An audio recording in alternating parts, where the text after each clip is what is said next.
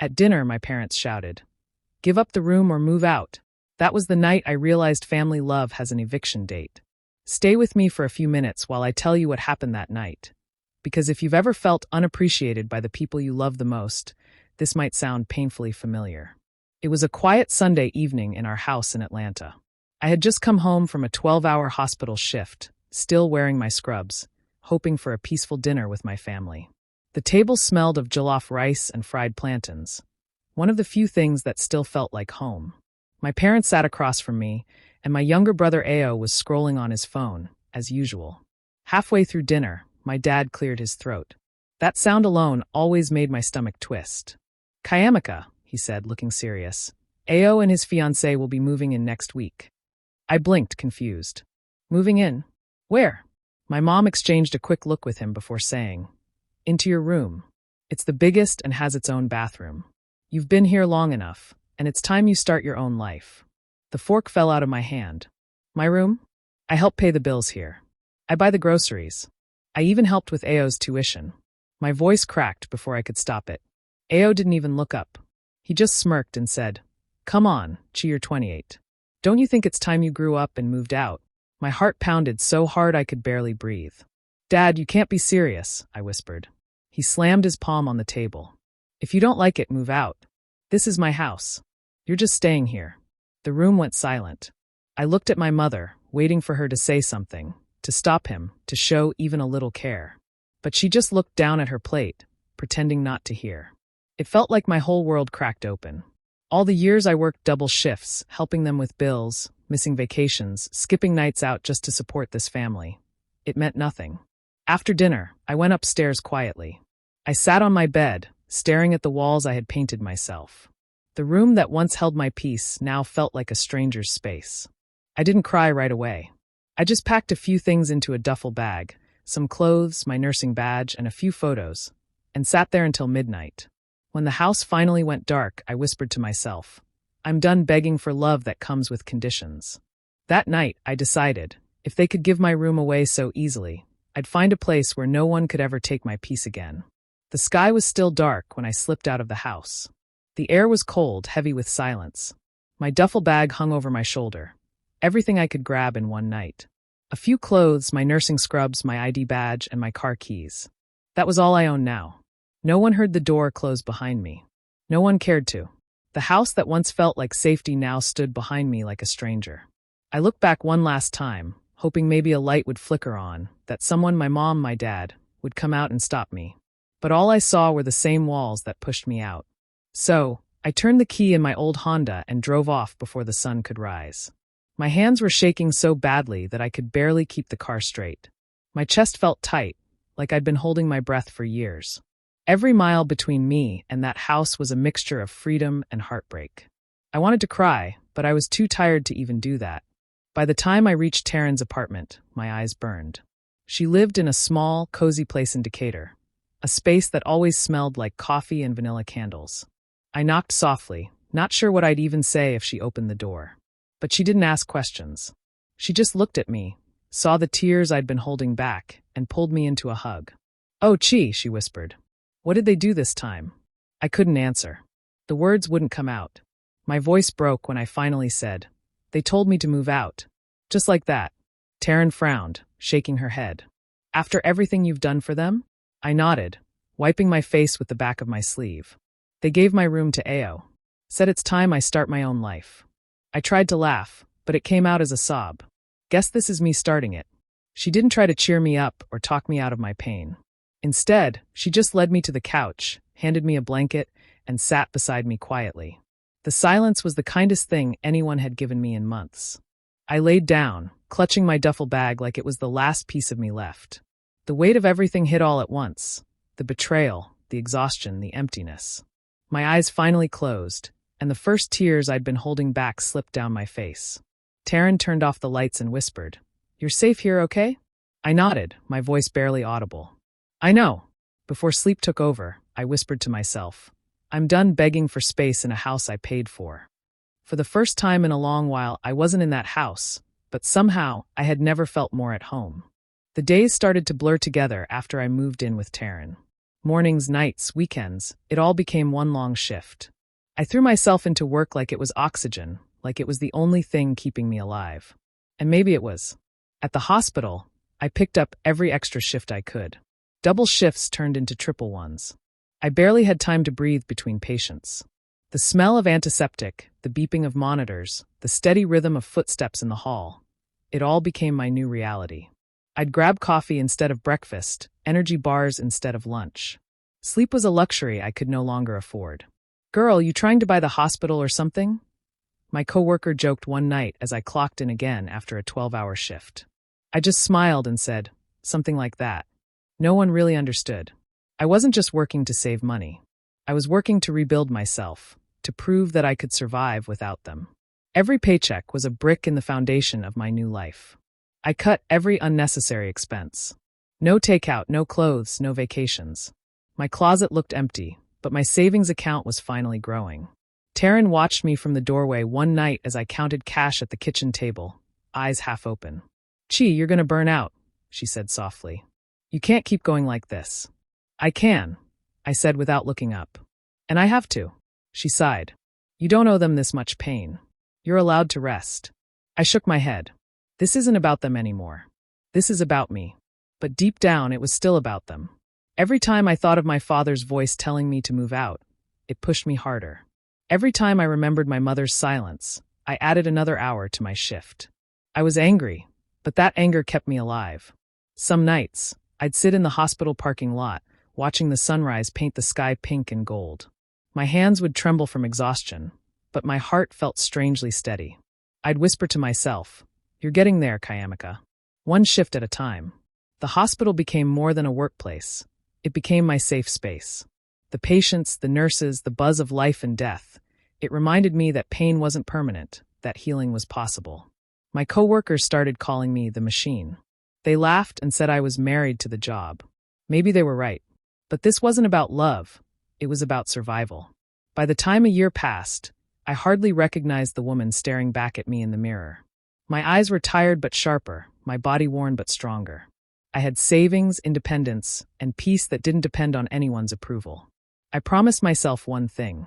The next time my parents saw me, I wouldn't be the daughter who begged for space. I'd be the woman who built her own. Almost a year had passed since I walked out of that house. I had my own rhythm now: work, sleep, save, repeat.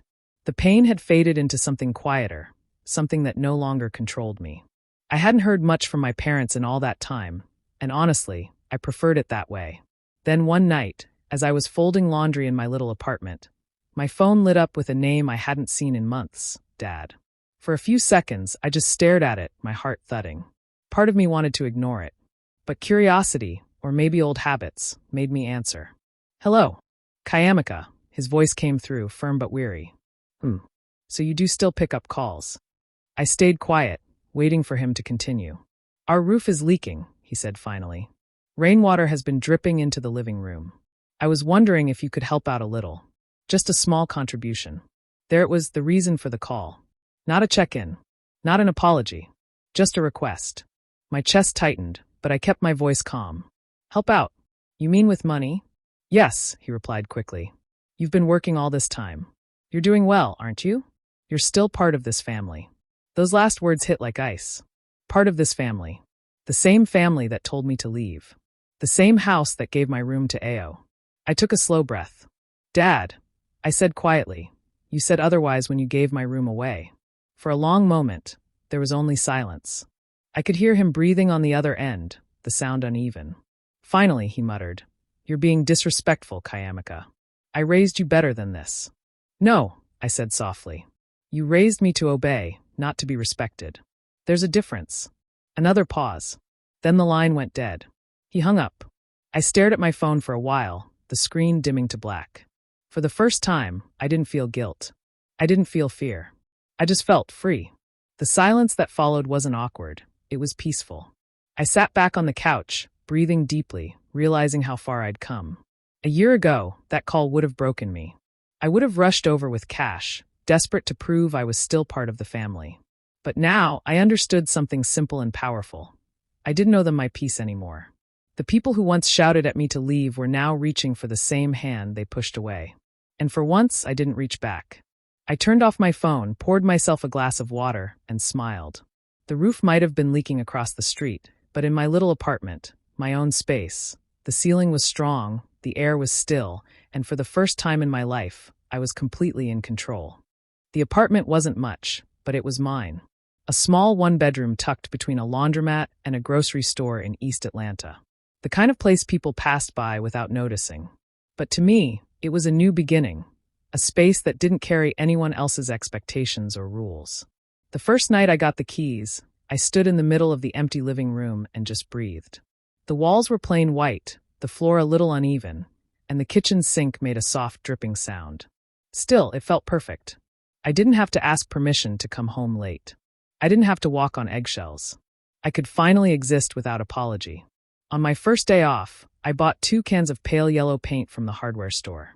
I didn't hire anyone. I wanted my hands on these walls. I wanted to feel what freedom looked like in color. With music playing softly in the background, I painted for hours, messy strokes, splashes on my arms, laughter echoing through the tiny space. By the time I finished, the room glowed like sunlight. I lit candles on the windowsill, unpacked my few books, and lined them neatly on a shelf I found at a thrift store. Each small thing I placed in the apartment felt like claiming a piece of myself I'd forgotten. After work, I started dancing again. Sometimes barefoot, sometimes in socks, sometimes with no rhythm at all. The floors creaked under me, but I didn't care. The quiet was my audience. The peace was my applause. There were no raised voices, no cold stares, no sudden insults disguised as advice. Just the hum of the fridge, the sound of rain tapping on the window, and my heart beating slow for once. I was finally learning what it meant to rest without guilt. Still, late at night, when the candles burned low and the apartment was wrapped in silence, my mind wandered. I'd picture my parents sitting at that dinner table back home, the same one where I was told to move out. Maybe they were eating, maybe laughing. Maybe Ao and his fiancée were sitting in my old room, the one I helped furnish. I imagined them pretending I didn't exist, like I'd vanished from their lives without a trace. The thought used to sting, but now it only pushed me forward. It reminded me that I wasn't invisible. I had just been overlooked. Some nights, I'd whisper to the empty room, "You'll see me again." Not out of revenge, but out of promise. Every dollar I saved, every late-night shift I worked, every coat of paint I added to that apartment, it was all building toward something bigger. Because even in that small one-bedroom with secondhand furniture and flickering candles, I knew one thing for sure. This was just the beginning of the life I was meant to live. It happened on an ordinary Saturday. I was volunteering at the community health clinic downtown, filling out intake forms for patients who couldn't afford hospital visits. It was busy, loud, and a little chaotic, just the way I liked it. Helping people reminded me of why I became a nurse in the first place. That's when I noticed him. A man in a neat gray suit standing quietly in the waiting area, holding paperwork for an elderly woman. He wasn't impatient like most visitors. He just waited, calm and steady, his presence oddly grounding in the noisy room. When I approached, he smiled. "Hi, I'm Marcus DeLeon," he said softly. "I'm here with my client. Her mother's not feeling well." We spoke briefly about the patient, and while waiting for the doctor, our conversation drifted to life outside the clinic. He told me he was a real estate agent, how he liked helping families find places that felt like home. I remember laughing and saying, "Home is complicated for me." He raised an eyebrow. "Complicated how?" I hesitated, then shrugged. "Let's just say I've had enough of calling someone else's house mine. One day, I want a space that no one can take away from me." He nodded, not pressing for details. "Then start thinking about it seriously," he said. "Owning your own place, it changes something inside you." I smiled politely, but part of me wanted to believe him. I'd been saving for months, but the idea of buying a house still felt like a faraway dream. Something for other people, not me. After that day, I didn't think much about our conversation. But a few weeks later, my phone buzzed while I was finishing up a late shift. It was an unknown number. "Hi, Kayamika. This is Marcus DeLeon, the realtor from the clinic," the voice said. "I remembered what you said about wanting your own place. There's a new listing that just went up. Thought you might want to see it." I laughed. "Marcus, I'm flattered you remembered. But honestly, I'm not sure I'm ready." "Just take a look," he said, his tone easy but encouraging. "No pressure. You've worked hard. You deserve to see what's possible." Curious, I asked for the address. When he told me, I froze. My heart stopped for a second. It was on the same street where my parents lived, directly across from their house. I let out a disbelieving laugh. You're kidding me. Of all the places in Atlanta. No joke, he replied. It's a beautiful property. You want me to schedule a viewing? I hesitated, feeling a strange mix of nerves and amusement. Then, almost instinctively, I said, yes, schedule it. After hanging up, I sat on my couch for a long time, smiling to myself. Life really had a strange sense of humor. The same street that once broke me might just be where I'd finally rebuild. When I first stepped inside the house, I forgot to breathe for a moment. The afternoon light poured through the wide windows, spreading across polished floors and bright white walls. It smelled new, fresh paint and cedarwood, a scent that somehow carried peace. The open kitchen gleamed with marble counters, and the living room stretched out toward a wide glass wall that looked directly across the street. I walked closer, and there it was, my parents' porch. Same brown door. Same flower pots my mother watered every Sunday. Seeing it from here felt surreal, almost like looking at an old photograph I'd already outgrown. Marcus walked beside me, flipping through the paperwork. What do you think? He asked. I smiled faintly. It's beautiful. It's listed at 1.2, he said. A big step, but with your savings and the approval you got, you're more than qualified. His words drifted over me like background music. My mind was elsewhere, on the memories buried just across the street. The dinners, the arguments, the silence that cut deeper than any words. Standing here now, in this quiet, modern space, I could feel all those moments lose their power. I walked through each room slowly. The sleek master bedroom with tall windows, the small guest room, even the sunlit office space I could already picture filling with books and laughter. Every inch of it whispered, "This is yours." The neighborhood's quiet, Marcus added. Mostly families and professionals. Good energy. I laughed softly. Oh, I know the neighbors, I said, nodding toward the house across the street. Very well, actually. He looked at me curiously, but I didn't explain. Some stories are too personal for small talk. When we reached the kitchen island, he placed the documents in front of me. If you're ready, we can start signing. I stared at the pages, my name printed in black ink beside the property details. My hands didn't shake. Not this time. I picked up the pen and began signing, page after page, like I was stitching together a piece of myself that had been torn apart. Each signature felt like a quiet goodbye to the woman who once begged for space in her parents' house. When it was done, Marcus smiled and handed me the keys. Congratulations, Kayamika. You're officially a homeowner. I held the keys in my hand, feeling their cool weight against my skin. Outside the window, the sunlight hit the porch across the street just right, and for the first time, I didn't feel anger or sadness. Just peace. I guess, I said softly, almost to myself, I finally have my room back. Marcus chuckled, not understanding the full meaning behind my words. But I did. This wasn't just a house, it was the closure I didn't know I needed. The street hadn't changed, but I had. And this time, I was the one holding the keys. The sun was barely up when the moving truck pulled onto the street. The rumble of the engine echoed off the quiet houses, and I saw curtains twitch from across the road.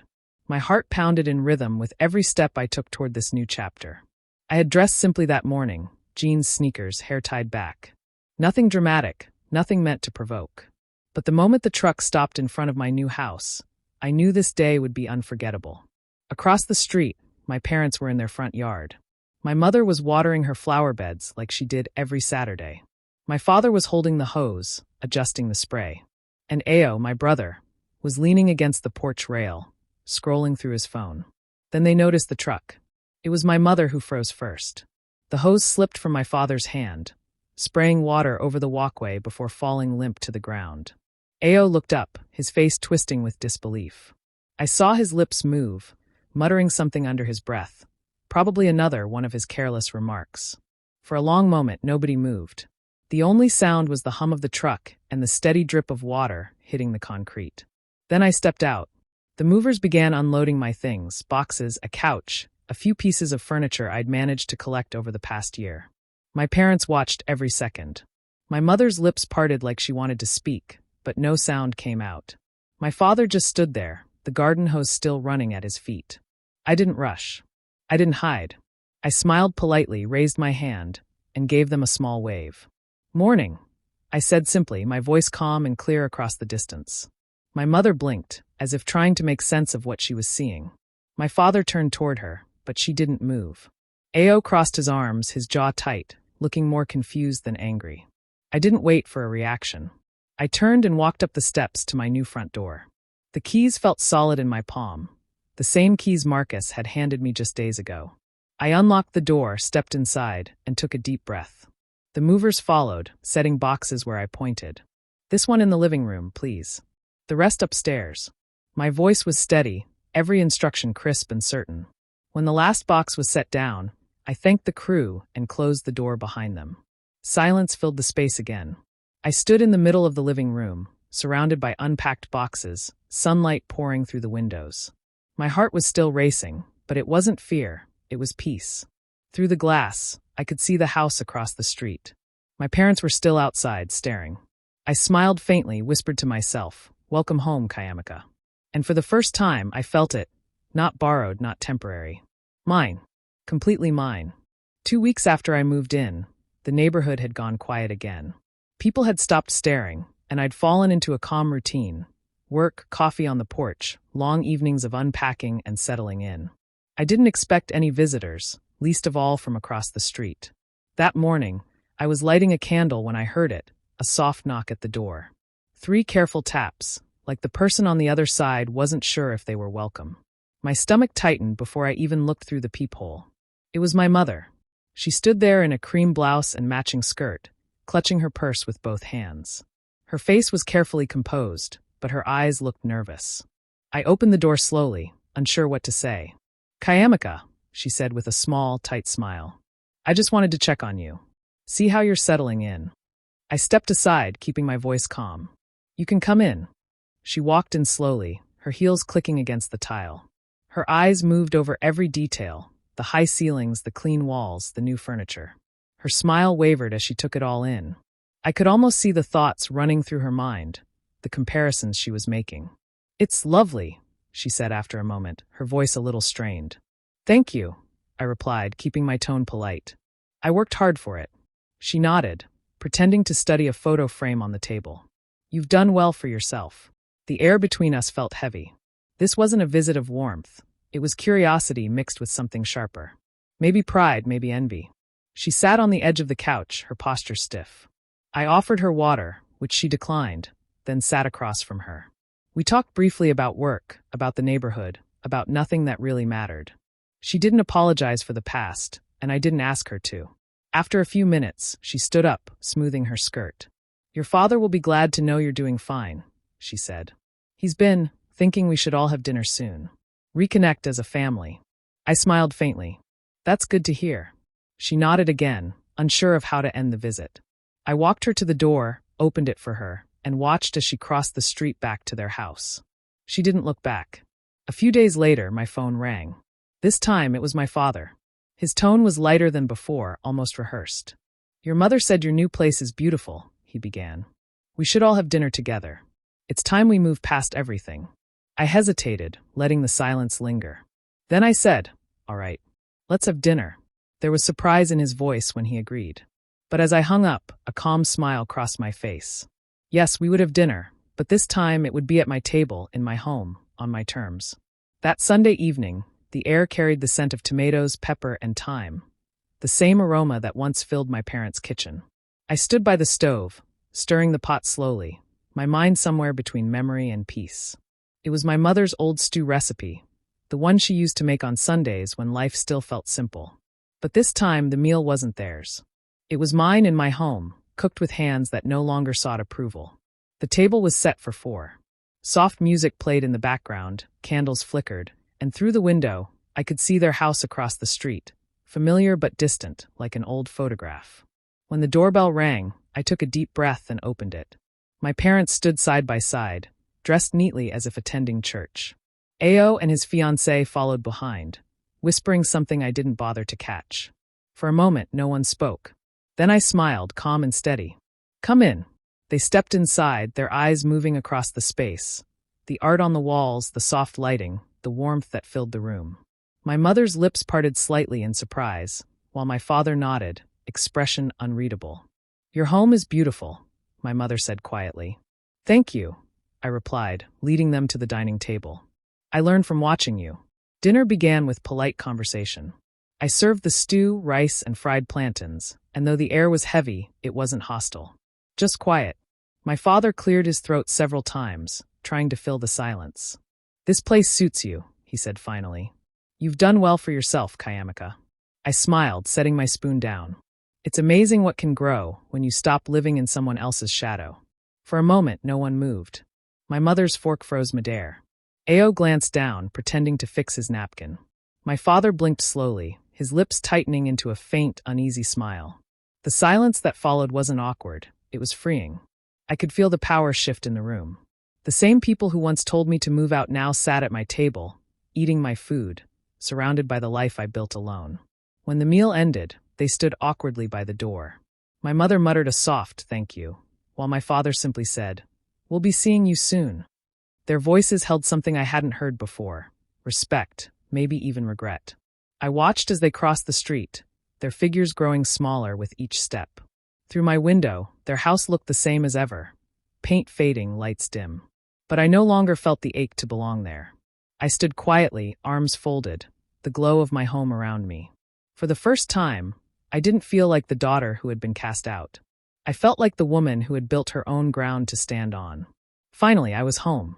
Do you think Kayamika made the right choice by creating her own peace instead of trying to fix her family's broken bond? I'd love to hear your thoughts in the comments below. And if you enjoy emotional stories like this, don't forget to like, subscribe, and turn on the notification bell so you never miss the next one.